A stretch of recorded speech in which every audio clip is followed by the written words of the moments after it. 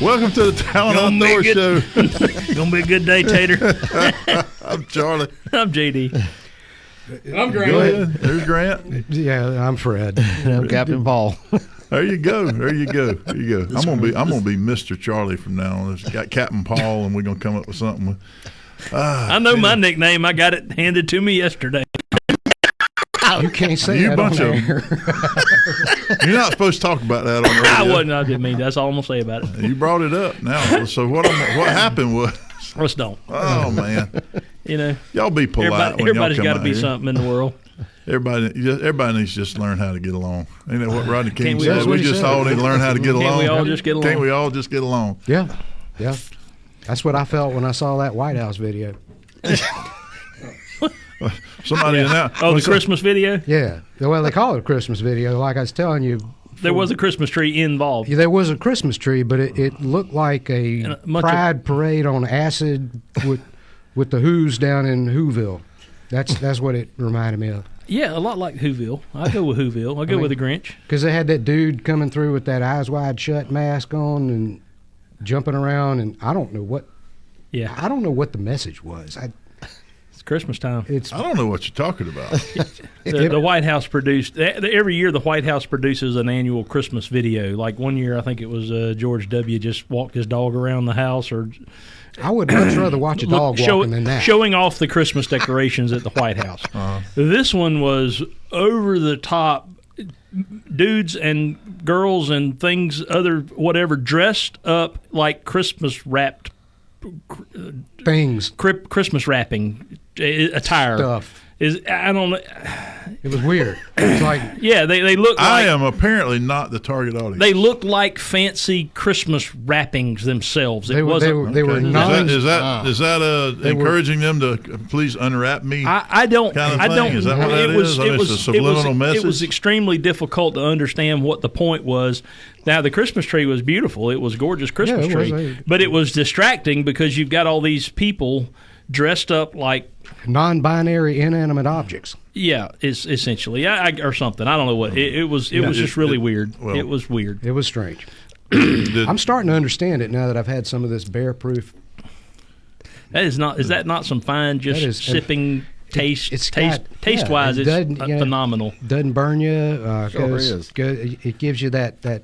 I'm assuming since it is flavored with warm feeling of the day, Yeah. I'm assuming since it's made with hand-picked wild huckleberries, it's probably a small batch. It's probably small batch, and Charlie said it was extremely difficult to find and get. So I appreciate that. That was my Christmas present from the company. Yeah, it was.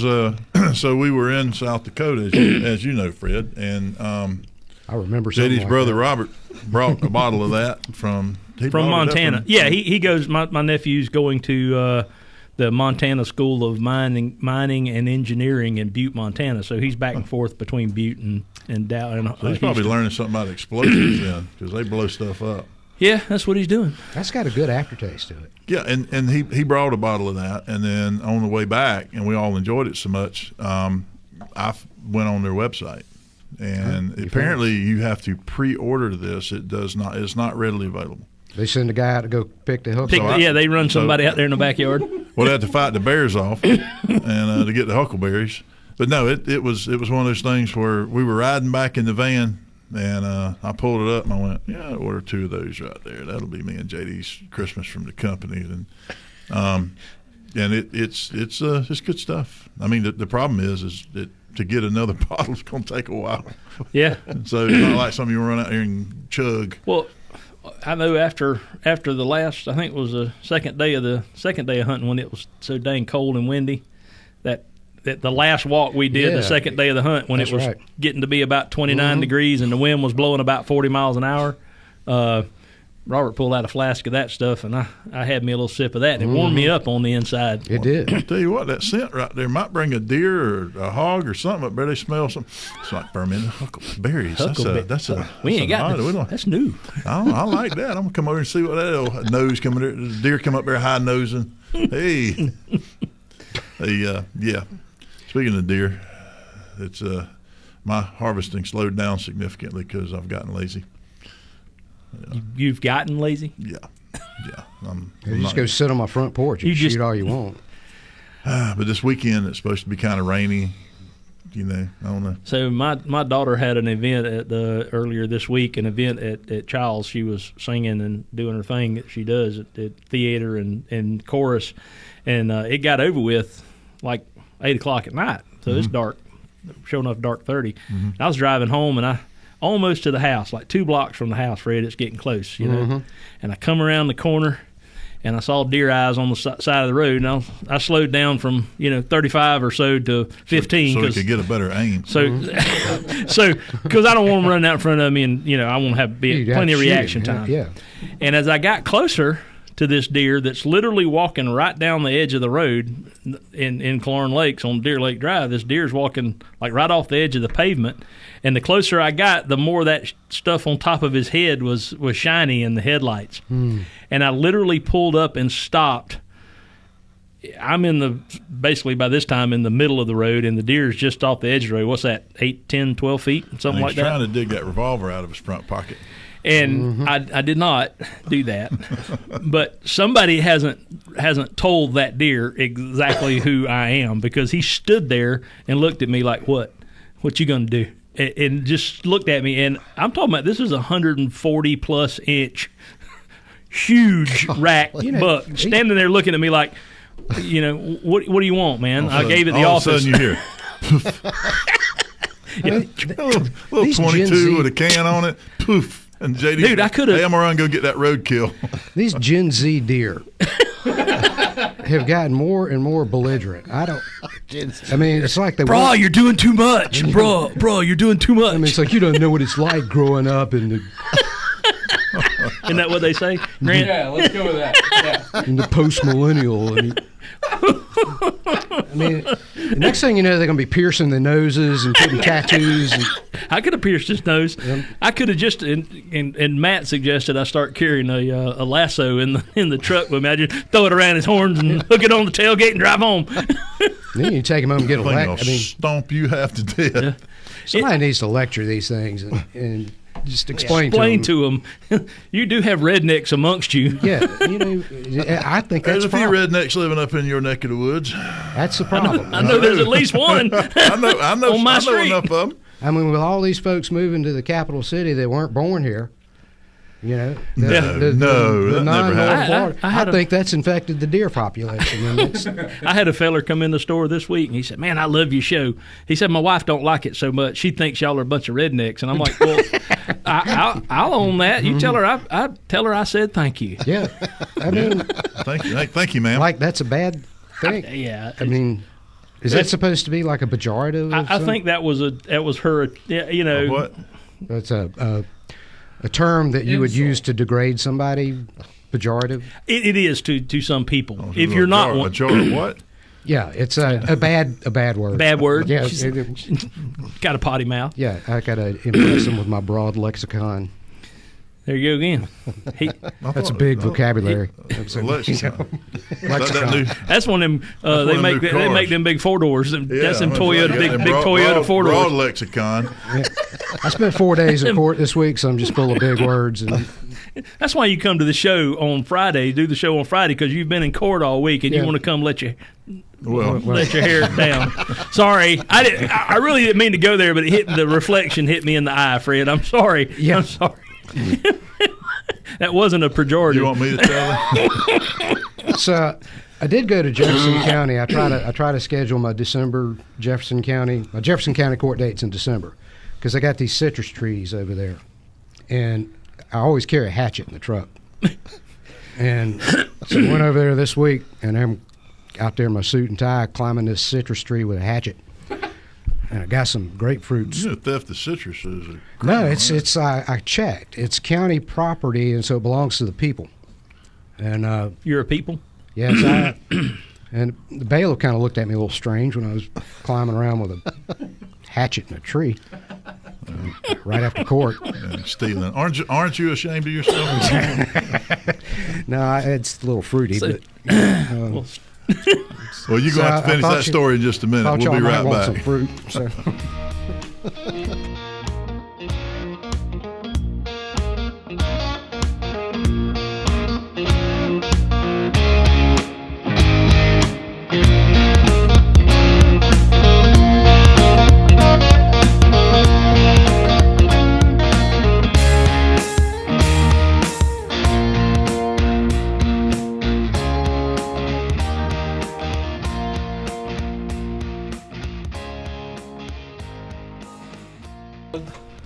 And we're back. Oh, the image of Fred Conrad, Esquire, halfway up a dadgum grapefruit tree into Jefferson County Courthouse Square with a hatchet. I cannot tell a lie. I got to climb it because I can't reach it. You could have asked somebody to book. Hey, can you give me a boost so I can reach that limb right there? Hanging on. You know, Fred, they make these things called pole saws. Yeah, they're extendable, and they got a little clipper thing. Oh, you just reach up in there and that's what I used to put the star on the Christmas tree. But a pole saw to put that hatchet up star on the Christmas tree. How else am I going to reach it? Ladder. You just shake the tree, they'll fall on your head. No, I'm talking about the star on the Christmas tree. Then you'd have a knotty head. Yeah, that's a break. Grapefruit again. Naughty head. Yes, that's what I was told.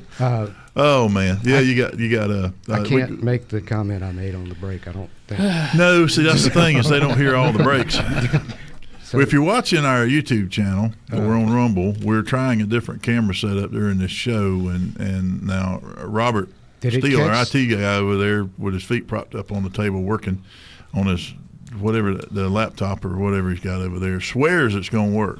So did that break get recorded? Yes. Oh no. I don't know. Hey Robert, did it record the audio too? Oh, really? So we got. There may be some excerpts of that stuff. Let me call my malpractice insurance. But it can be edited. All right. You're gonna get canceled, sir. Yeah, I'm done. If anybody in this area could be canceled, you would have been canceled. I would have been canceled.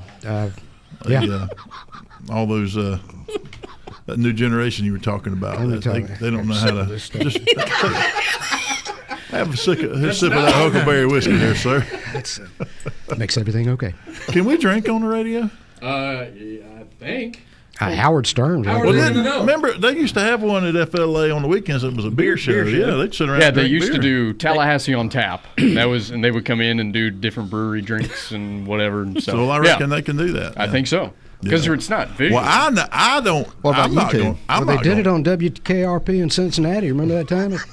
Oh, he used to drink all the time. Yeah, I mean, he was Johnny. Well, Johnny Bravo, whatever. No, where they were testing his reflexes, and the more he drank, the faster he got. Which is kind of like my lead guitar player. Except he's not drinking. Except he's not drinking. He's doing something else. But the more he ingests of the substance, the better he plays. And I've never understood that. He's always like missing 20 minutes after the first break, and he comes back. He's on it then. Squinted. And he smells funny. Just throw him out there like that. Just keep saying "dude" a lot. You just want to get some money off of him when he tries to drive home like that. Oh, I have. I've had to get him out of jail a few times. People can research who that is, Fred. He don't care. I mean, okay. Well, that's his legal defense right there. Yeah, he don't care. Was that lie? No, he didn't care. He don't care. He told me he didn't care. I know how to make him not care. Sure, really. he said it. Well, we were drinking, and he said he didn't care. So. Yeah, it's a strange transition going in from the legal world into the band world because they're just not. Yeah, I can. They're see not that. the same. I can see that. So it's different. You gotta have like a dual personality to do it. I think we've been around you a little bit. Yeah, you have multiple. Definitely, you have multiple Fred. There are different Freds in different environments. They're a chameleon. Yeah. And if non-redneck Fred walks into this room, he will kill redneck Fred. I've been looking for you, sir. So you're the one causing all the problems. Yeah, he's a little short guy. He's going to come in here. We leave the room. He's in here. We hear him talking to himself. We'll know what's going on. Some stuff thrown at. Just leave him alone. They'll sort it out. He'll strut into this room like a penguin. I don't know who's coming out, but have all them duck foot going, walking through here. You get. He'll pull out a hatchet. Fred in the presence of his lovely wife. Oh, Fred. no, that's a whole different Fred than other Freds. There's a reason I don't bring her around here. I've been around you when your wife was there a few times, and really? You talk about stepping and fetching. That's and gentleman Fred. That's gentleman Fred. It's funny when you see somebody. If you go to and she got to know. I mean, she got to know. It's the submissive Fred. They're, got one of those little balls, little red balls. Fred! In my mouth, strapped in there. Oh, my God. Big old guy coming out of the corner. Stop. Okay, there's the hand. You hit the limit right there. That was it. And I'm looking at my buddy. I'm going, this never happened. You see that? I just drew a line. You crossed it. Stay on this side of it, Right. sir. I apologize. It's just, I feel like Samuel Jackson. No more bear proof for you. Yep. No. We've seen him drinking. No more of that. Yep. No. But it is amazing how people will act differently around their spouses. Which is, I've taken. I like to drink, but if I'm going to be around other than some of y'all that are extremely thick-skinned, I've taken to not drinking so much around other folks because apparently I become a jerk. Really? You? Yeah. Around y'all, I don't care. I don't care what you think because you got thick enough skin. I can stomp all over you, and you just There's no way that you've ever been a jerk to anybody. I think I had developed an art of it at some point in time. I couldn't imagine. But I'm not near as bad as JD out there at the front counter when he wants to. Why? JD looked like somebody just. No. That's enough on that. That's enough. We can't talk about that. We'll. I am nice to everybody.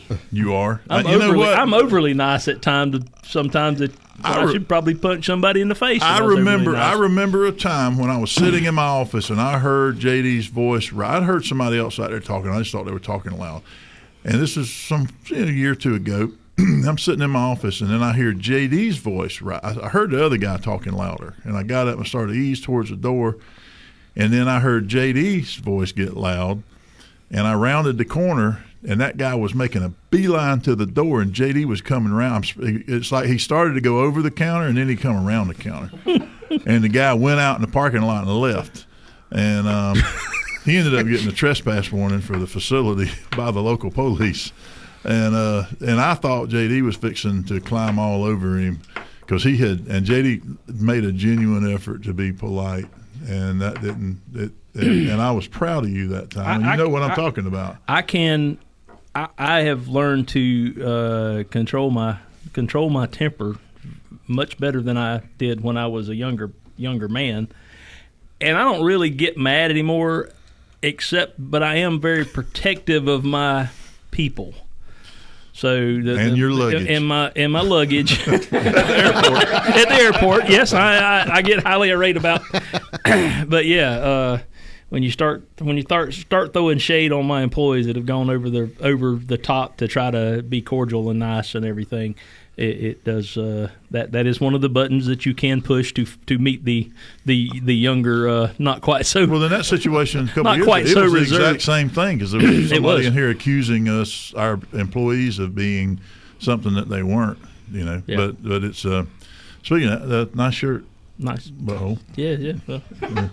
I said of all the shirts that you wore today, you had to wear this one. We got to start. You had a jacket on. I didn't even notice I never wear this shirt. I rarely ever wear the black shirt. And today, yes, you and I are dressed the same. This is my formal shirt. In this customer service thing, when you're a short guy, little guy like me, you can't threaten to beat them up. So you got to outsmart them. So, for instance, I had. So what do you do?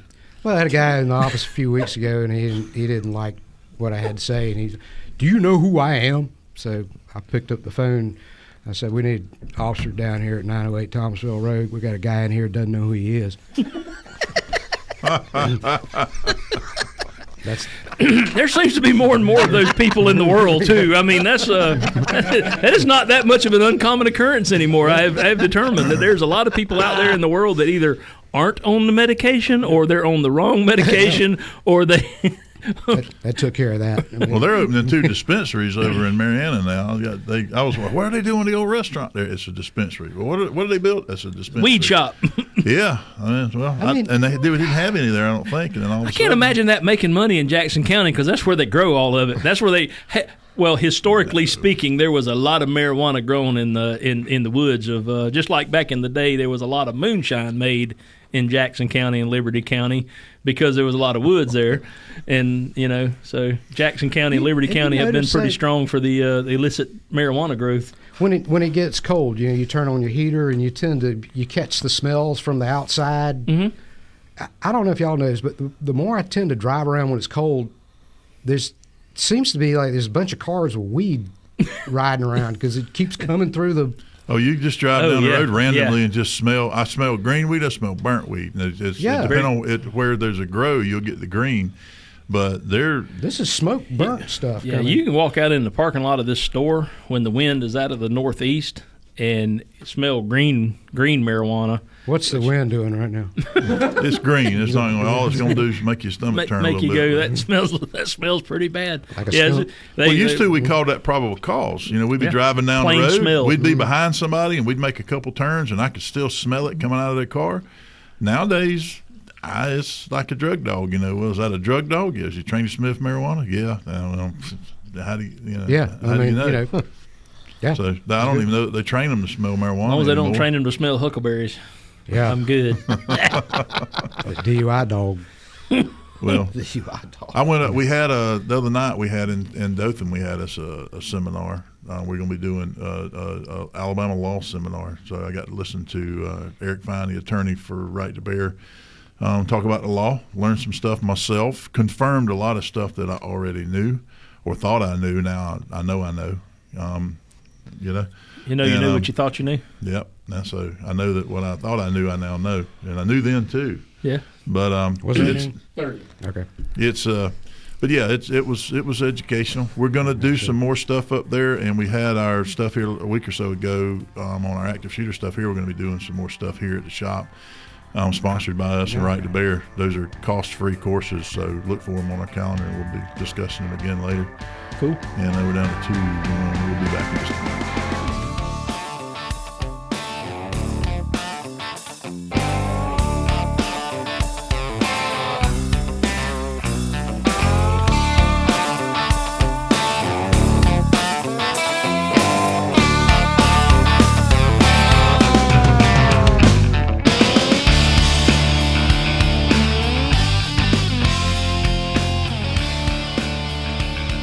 Okay, so when we left a minute ago, we just touched on the fact that we'd done an Alabama gun law seminar with Right to Bear. And, the turnout wasn't what we thought it was going to be. You get 40 people sign up, and 40 people don't show up. But I had not had the opportunity. I've been up there teaching, and I've been talking about Alabama laws, and I've been learning those basically by comparing them to Florida laws. And Castle Doctrine, Stand Your Ground are worded almost identically, Fred. I mean, there's not really any significant. Yeah, I mean, they're now where you can carry some guns changes a little bit. In Alabama, apparently, if you have a concealed carry permit, you can carry a gun into a school. That's nice. Yeah, but you can't here, but you can there. But you have to have a permit.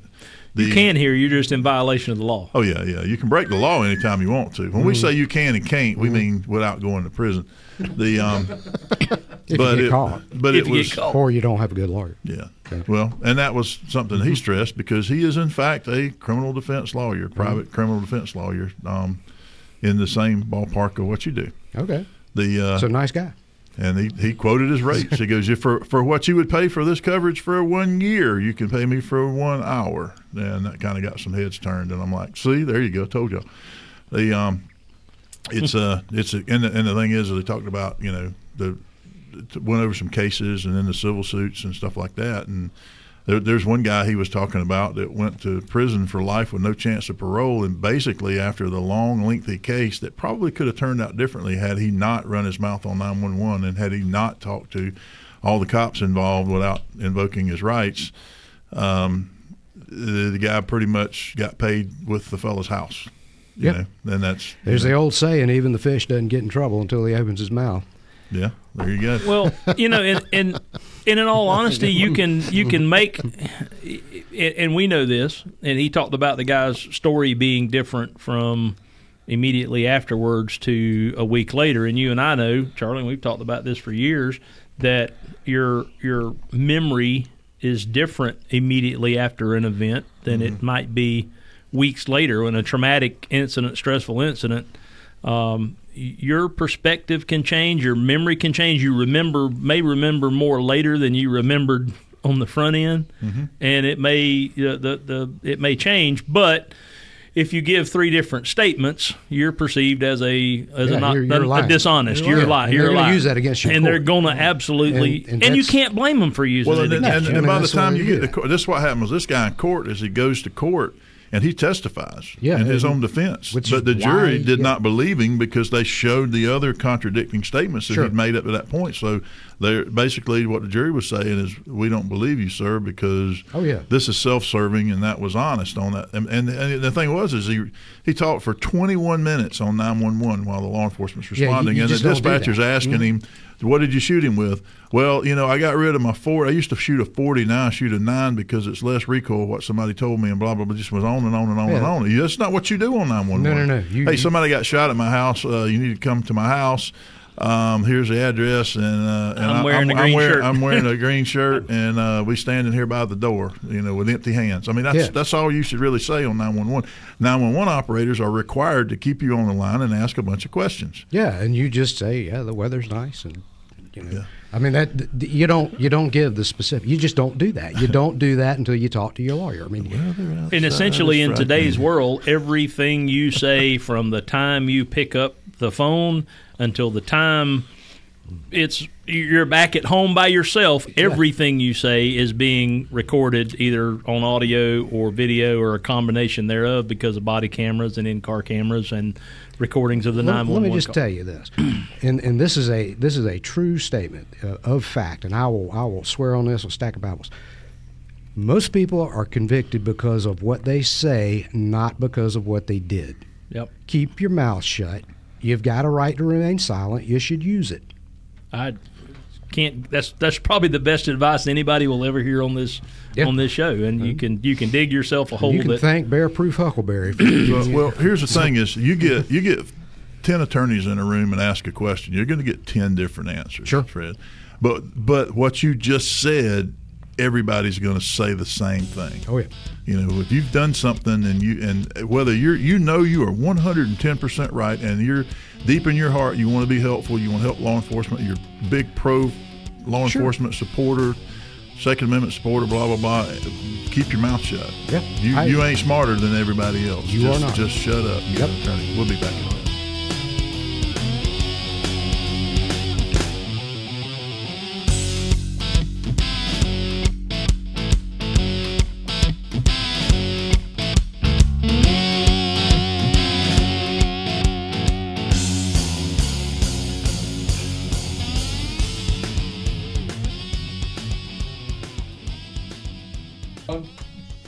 And we're back. Oh yeah. So it's Christmas time.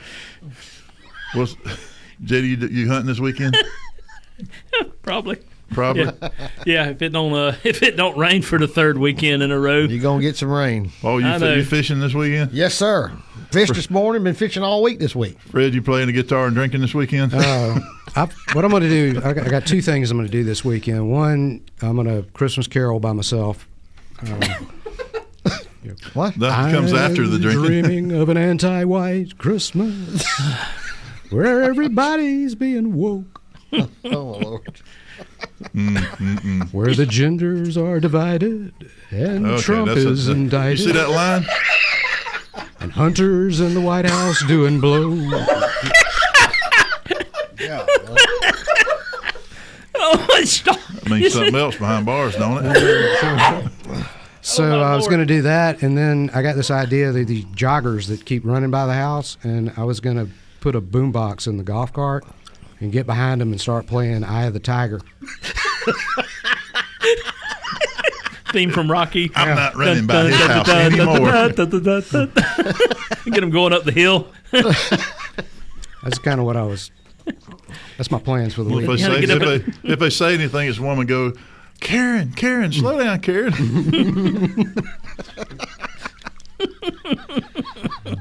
But that's derogatory in our world. You can't. It's a pejorative. Also, my first wife. You said it was a what jogger? Yeah, one of those. A person jogger? Yeah. They're going to pump them up with that song. Hey man, I remember when I was pump you up. When I was Eye of the Tiger, Rocky 3 came out when I was like a don't know, junior or senior, maybe a little younger in high school, and we used to put the Sony Walkman with the cassette tape in it, and run around Chattahoochee, run up and down the hills in Chattahoochee over there. Let me tell you, that's why we were so good in football, because we all had to run up and down them hills over there. And the eye of the tiger. Yeah. Those hills are so steep. When you get tired, you have to put your elbows on your knees to make the next step. You have to you can't. It's at that angle. You're having to like help yourself. I told people that was when you knew you were a grown man. You knew you were bad when you could start at the bottom of the hill and pedal a 10-speed bicycle all the way to the top of some of them hills over there. So when I was out in Colorado, they got this new invention out there. It's oxygen in a can. Mm-hmm. I've seen that. Yeah, I bought some while I was out there. And? It was pretty good. I mean, get to the top, and I get all tired because, you get 12,000 feet. No, I'm not used to He's that. been huffing keyboard cleaners, what he's doing. You see me out there. Ski better. That's something Robert over there. That's the nerd thing of it. That's a computer guy. He's sitting over there cleaning keyboards. How many keyboards you clean? I don't know. I feel pretty good. I feel pretty good about it, though. I tell you what. Yeah, I've seen that stuff. It's good for a hangover too. They tell me. I don't know. Yeah, it worked. I mean, you get too much lit elf in you the night before, and that oxygen will take care of you. Yeah, and not only that, you still kind of feeling it, and it makes you ski a lot. Buddy of mine was in the buddy of mine was in the high. You don't know what you're doing. Buddy of mine was in the Air Force. And I ain't gonna tell you, but you know the guy Charlie. He goes, yeah. He goes, we go out and the night before and have a big time. And he said we go out there in the airplanes and he was a mechanic. And he said, you get in the airplane the next day and get on the straight oxygen in those jets. And he goes, now you had to remember to fill them bottles back up, or there was going to be a problem. Somebody was going to have a problem later. He goes, I ain't saying that happened, but that might have happened. It's like that girl in that movie Airplane when they took her thing out and she couldn't breathe. Yeah. They were singing to her and he kept knocking the guitar. I love that movie. That's one of the great. That's a great movie. Just quit calling me Shirley. I am serious, and don't call me Shirley. Shirley, you can't be serious. I am serious, and don't call me Shirley. Roger. Oh man. We'll put this show on autopilot over there. Fred, you go help him out. What was that? We were on the way out there last year in South Dakota. I sent Charlie a text and said something about the pilot ate the fish, and had to land the plane, and he sent me a copy of that autopilot from Airplane. Oh, I did. Engage you. The steward is in there trying to blow him back. He's grinning ear to ear. My nephew was flying somewhere, and somebody told me he's kind of worried about planes and plane crashes and all that. And I'm like, so I started sending him pictures of planes burning on the airport and stuff. That's great. Good luck. I've had some, flying in and out of places. I've had some, I think the two most terrifying airplane events, you had a terrifying one being stuck on a runway in the middle of a tornado and it picking the plane up. Literally a tornado. The plane, it felt like we were in turbulence and we were sitting on the ground, and they wouldn't deboard us because they had evacuated the terminal. The terminal had been evacuated. Everybody was gone. So y'all got to sit in the tube? They just let us sit out there on the airport, and they're talking about, well, there's a tornado passing the end of the runway, and we're like, oh, I don't want to be here anymore.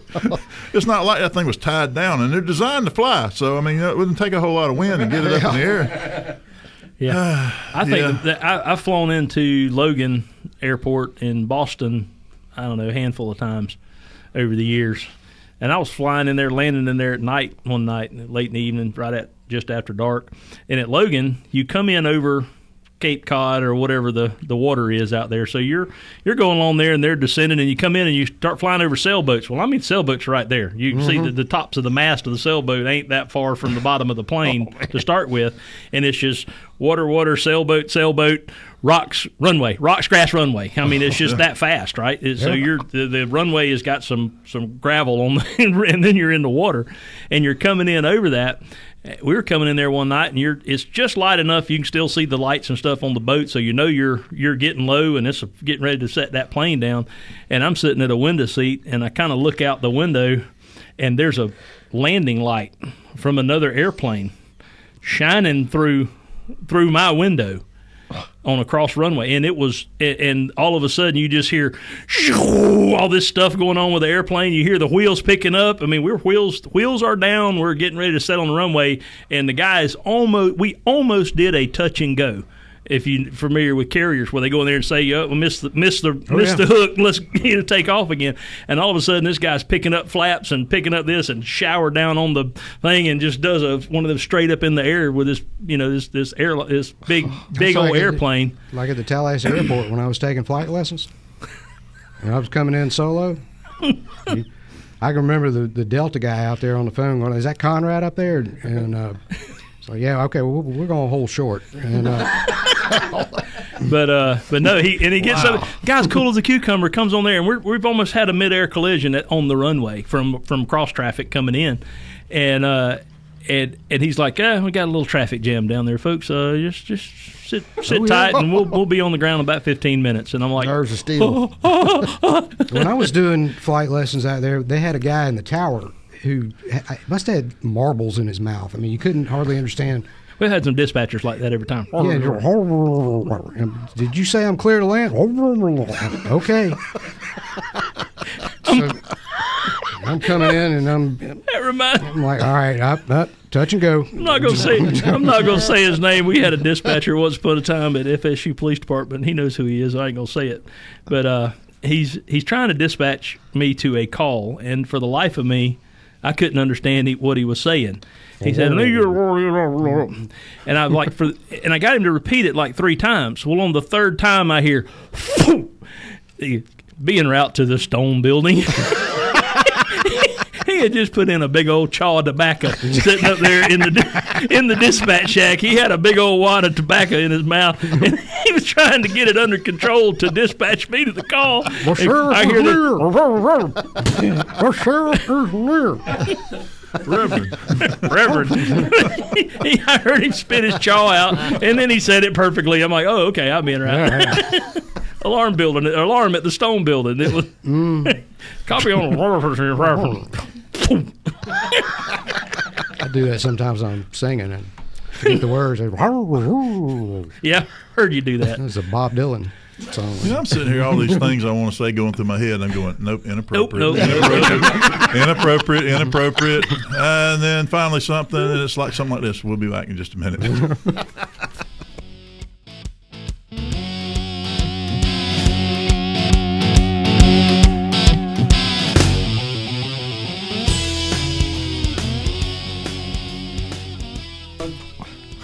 We're back. My brain's going inappropriate. Coming off the break. It's so easy. It's so easy. Just looking at that camera. Fred says, do you want me back on Friday? I'm like, yeah, sure. Come on back. Hey, I'm looking forward to it. We might have to edit out a few spots, but yeah. So we're down to the 4th segment. We haven't talked about anything fishing with Paul. So I suspect when this is airing, it's like 90% chance of rain Saturday, but I think it's going to be coming in the afternoon. Saturday afternoon, and a little bit Sunday morning, and by Sunday afternoon it's going away and going to get colder than a well digger here in Idaho. It's going to get cold again? Yeah, it's going to be we're going to have some sub-freezing first of the week next No. week. Yeah. And there's a lot of duck hunters on the lake up on Lake Seminole. I saw them this morning. Yeah. You know, take your plants in. JD's getting a flask out there from the store on the way out of here, so he can take some of that bear-proof huckleberry. So, do you fish in the rain? I have, and I will. All right. Sometimes now this time of year, I don't know if I want to fish in the rain too much. Okay. So you if you're out there and it rains, you're pretty much unless it's dangerous, you're going to stay. Absolutely. But if you're sitting in the house and the rain forecast calls for 95% chance of rain all day long, maybe not. It depends on if I've been in a couple of days. But no, I won't take any customers out when it's like that. That's just miserable, especially this time of year. You know what I mean? Okay, so let me ask you this question: migratory birds, cold and rain. Migratory birds. They come in before the front. What do the fish do? they start feeding up for the front. Okay. So the time to go is before the temperature drop. Well, and right now the water temperature has been in the mid 60s, low 60s, but it's finally got down in the upper 50s, and the bass and crappie have really turned on the last couple of weeks. Caught some really big bass yesterday, throwing moving baits. Big bass this time of year. Oh yeah, this time of year they start feeding. That's up. when they're huge. From now this till time of year, they're into February. Yeah, this time of year, bass that in the summertime might be down to 7 pounds or up around 9 That's pounds. right. Because they had spawned. Yep. That's right. They're feeding up and getting ready. Okay, to so start is there moving any in. truth to this rumor I heard that if you catch a pregnant female bass, which are the big ones, and you put it back, it's not going to go back to its Bed. bed? Yeah, it will. That's what I thought. I've seen them do it. People a lot. telling me that you catch them, that you've messed No. up the breeding No. cycle.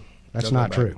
They'll go back. Okay, I just want to make sure. Yeah, Now, I've if you seen catch them and fillet them, they're not going back. if you fillet and release, they're probably they're not not going to going go back. back. Yeah, but probably if back you, to scope. I've seen them That go. ain't happening. I've literally seen them swim from the boat right back to a bed. I've actually caught a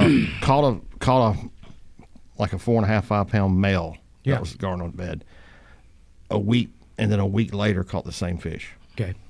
So what about this? Met a guy down in South Florida, used to catch these things, had some kind of turtle he would put, a miniature turtle he'd put on it on the bed after he caught the male off the bed, and then they'd catch the big one. They'd target the big one. Yeah, we kind of use shiners up here. You don't use turtles? No, not turtles. Some kind of turtle. Apparently. But I've seen on videos bass hitting turtles. I wouldn't doubt it would work though.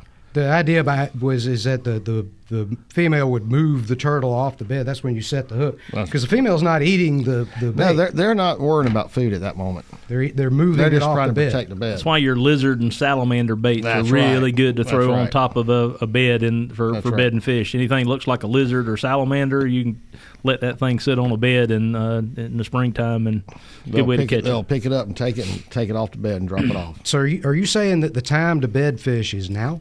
No. No, When is the time to bed fish? end of February through June on Lake Seminole. Okay. Kind of like a bell curve. You have a big push up in bed in March, Yeah. and it kind of starts going back down. But I've caught fish actually on the bed in deeper water in September on Lake Seminole. So if you want to catch a trophy bass with Captain Paul Tire, what is the best week to go? February, March. February, March. So the end of February, beginning of March. Yep. All right. So you're going to raise your If rates we that want to way? use, it depends how you want to catch them. Last year, 2 years in a row, I had four bass over 10 pounds caught in April off the same place, about as big as a shop here.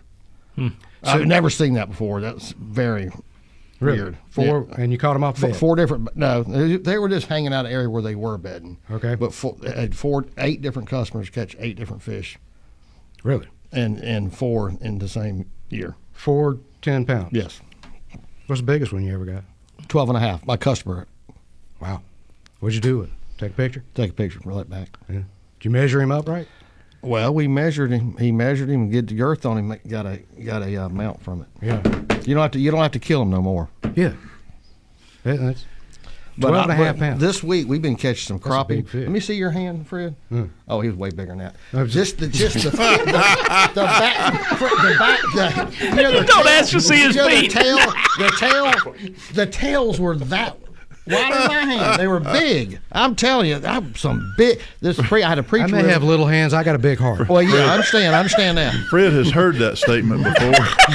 I'm telling y'all what, I had a Normally preacher from with a me. woman. He said, "My God, I almost started preaching in tongues." He was catching them so fast. It Paul, was I saw, awesome. I saw awesome. I saw a thing on one of my news feeds about some guys up in, I want to say it was North Carolina, South Carolina, somewhere Chesapeake Bay maybe area.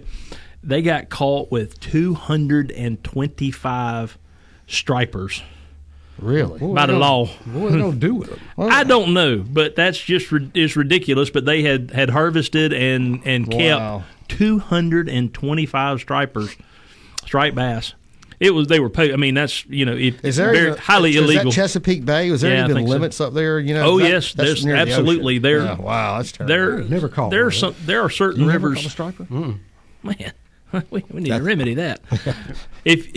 Stripers. If you tie a 5-pound striped bass and a 5-pound largemouth bass, if you could tie them tail to He'd tail pull like until you you were fall. doing, like you were doing a who's got the best pickup truck, and say go, a striper would pull a largemouth bass backwards and drown him. Absolutely. They're because of their saltwater influence. They fight so much harder. And you got them in And Seminole, JD, right? typically this time of year is the best time of year for cold weather. stripers and hybrids on Lake Seminole.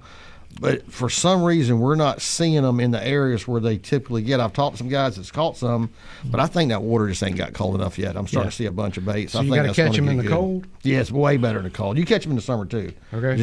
It seems like And this time of the year. sunshine bass, the White hybrids. bass. Yeah, Oh, well, you're you talking got about hybrids. Okay. white bass. You got white bass. You got hybrids and got stripers. The hybrids are a cross between the striper and a white bass.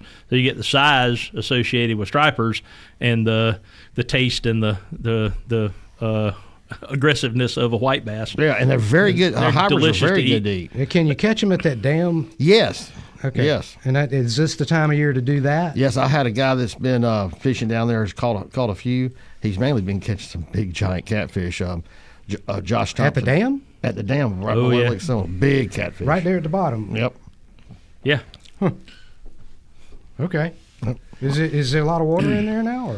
Well, it depends on right now. The river was up a little bit.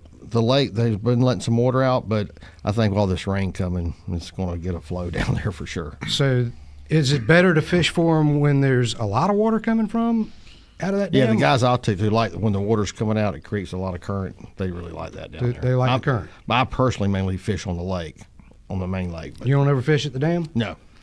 And you catch the stripers in the lake? Oh yeah. Oh, absolutely. Well, there's two rivers flowing through that. Actually, through it. there- Well, Spring Creek. Yeah, there's two rivers flowing through Lake Seminole. So, Yeah. and the stripers and stuff tend to relate to current. Yeah. I mean, I've tried to catch them. Never caught one. We can make that happen. Yeah, I'd like to get them. If Paul can't take you, I can. I can make that happen. Are you may all right?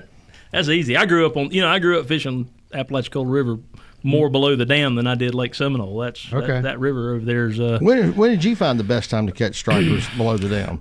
If you knew where the springs were in the summertime, Right. I'm with you. If you knew where the springs come up in the bottom of the river and that cold water coming, if you knew where everything was in the springs in the summertime when you got that cooler water coming up out of the ground, and you've got you got 80+ degree river water, and you've got 68 or 70 degree spring water coming up from a spring, you get downstream from a spring in the middle of the summer, and every striper in the river is going to be congregated around that. But the hybrids and stripers just regularly, in the wintertime when it's cold. Yeah. So when your machine, what do you call it? The one that you can see? Live scan? Yeah, live scan. Live Can you scope. tell the difference if it's a striper or a largemouth? Yes. So you can see the striper. Yes. Striper's always moving. They don't sit still. You can tell the difference by looking. I pretty much learned how to tell the difference now. So I'd have a better chance of catching a striper with you than with him. Well, I wouldn't say that. That man's got a lot of wisdom and grew up on the. What he's got is a photographic Apalachicola memory, and he River. remembers He every sure bad does. thing you ever do. I bet he remembers every fish he's ever caught. He probably does. Right where it was at. What stick? It's like Encyclopedia JD over there, just retaining a bunch of. No. I mean, it's like You don't know how The Cliff how Clavin much, of rednecks. You don't know how much easier my life is when I have JD around to just depend on to remember stuff. Yeah, it's I go, hey, who was that? like that guy and what that follows was this around thing? Kim Jong Un and takes the notes. You know, except JD's just got it in his head. He's got my backup brain over there. I said, hey, JD, what was going on the other day? He remembers. Hey, we'll talk to y'all next week. Bye. That was awesome.